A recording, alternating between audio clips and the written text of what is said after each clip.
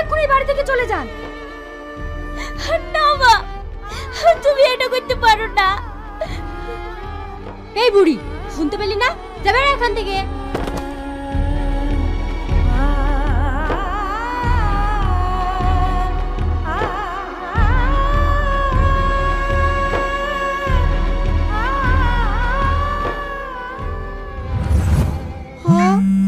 এত কিছু হয়ে গেছে, তুই আমাকে আগে বলিসনি কেন?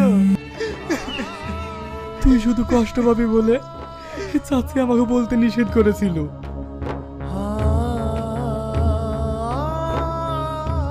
রিয়াজ, তুই যে লটারি কেটেছিলি সেটাতে ফার্স্ট প্রাইজ 11 কোটি টাকা বেঁধেছে।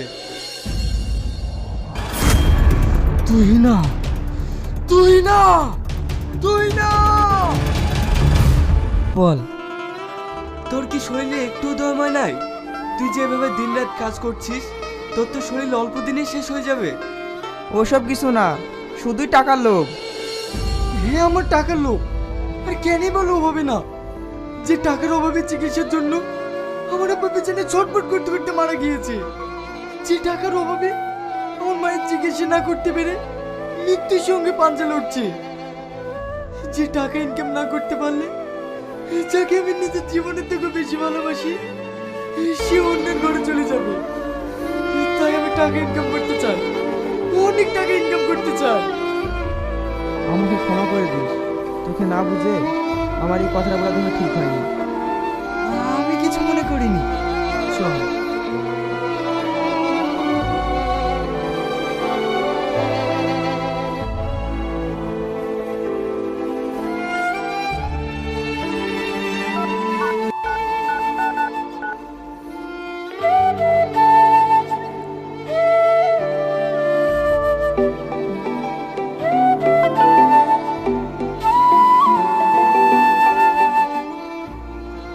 হ্যালো, কে?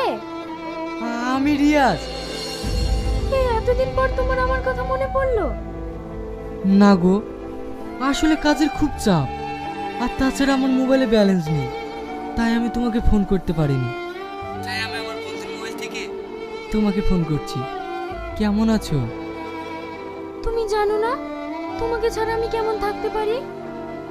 তুমি কষ্ট পেও না, আমি এখানে ভালো কাজ পেয়েছি, সেখান থেকে অনেক ইনকাম হচ্ছে। আমি এখান থেকে ফিরেই তোমাকে বিয়ে করে নেব। বাবা, বাবু দেখছে তর সইছে না? কেন সইবে? আমি এখানে এসেছি তো তোমাকে পাওয়ার জন্য।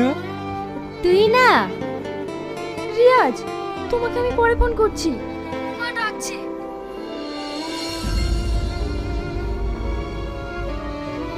মা, কিছু বলছো? হ্যাঁ।